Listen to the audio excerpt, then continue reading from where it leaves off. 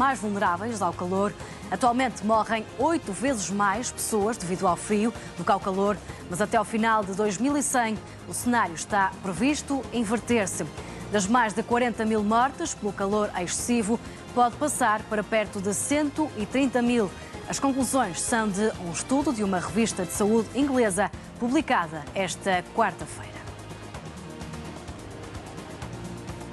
E para analisarmos este tema, temos connosco neste Now todas as manhãs Rui Nunes, médico e investigador. Muito bom dia, Sr. Doutor. Como é que podemos olhar para estes números e o que é que significam? Há motivo para estarmos alarmados? Alarmado não, mas preocupado sim, porque a verdade é que isto é um problema muito sério, é um problema transversal, é um problema de saúde global, não é um problema específico de Portugal ou do continente europeu e que, portanto, necessita de medidas a vários níveis. Ou seja, se por um lado temos que mitigar e controlar os impactos nestes dias mais quentes junto das pessoas para que esta onda de calor não se traduza num aumento da mortalidade e da morbilidade, mas por outro lado temos de ter em atenção que há um conjunto de medidas transversais à sociedade e à escala internacional que têm que ser rapidamente implementadas. Uma dessas medidas, naturalmente, prende-se com a emissão de gases e dióxido de carbono para a atmosfera e todas as medidas, iniciativas e convénios internacionais na matéria, a verdade é que não estão a ser cumpridos ou não estão na plenitude. E daí que se estima que, muito em breve, a temperatura média aumente mais 3 graus Celsius em relação à temperatura que existia na fase pré-industrial. Mas, obviamente, isto não é uma questão que se possa resolver em Portugal, mas há medidas em Portugal que podem ser implementadas. Exato, era nesse sentido que eu ia perguntar, porque além da prevenção, as campanhas de informação junto da população, especialmente da população mais vulnerável, estão também a falhar ou deviam ter sido mais intensificadas, principalmente nesta altura do ano?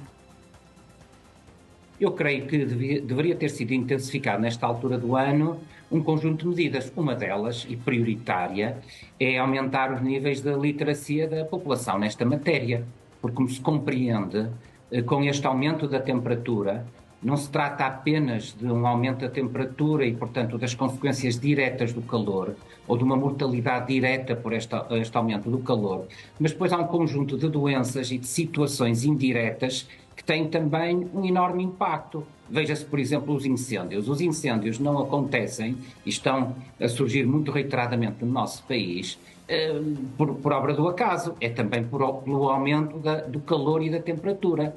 O que é que está a ser feito nesta matéria? Planos de contingência no Serviço Nacional de Saúde. Pois nós sabemos que recorrentemente, nestes meses, a temperatura está a aumentar e vai aumentar nos próximos anos.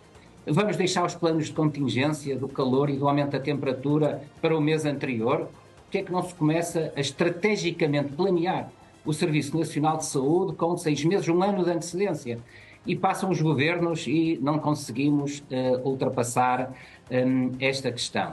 Para o ano vamos ter eleições autárquicas, pois é bom que os diferentes municípios portugueses se preocupem com esta temática, porque nós não podemos simplesmente aumentar a educação e a literacia das pessoas e dizer que não podem apanhar sol, por exemplo, nos períodos da hora do almoço, ou que têm que ingerir muitos líquidos, no mínimo 1,5 litro de água por dia, ou que temos que proteger as crianças, os idosos, os mais vulneráveis, e depois não termos contrapartidas nos municípios, na habitação, por exemplo, em matéria de climatização. Portanto, há uma pobreza energética instalada no nosso país, porque de facto o país não estava preparado ao longo das décadas para tanto frio e tanto calor, mas agora está na altura destas questões estarem na agenda política nacional. Não se trata apenas dos organismos da saúde.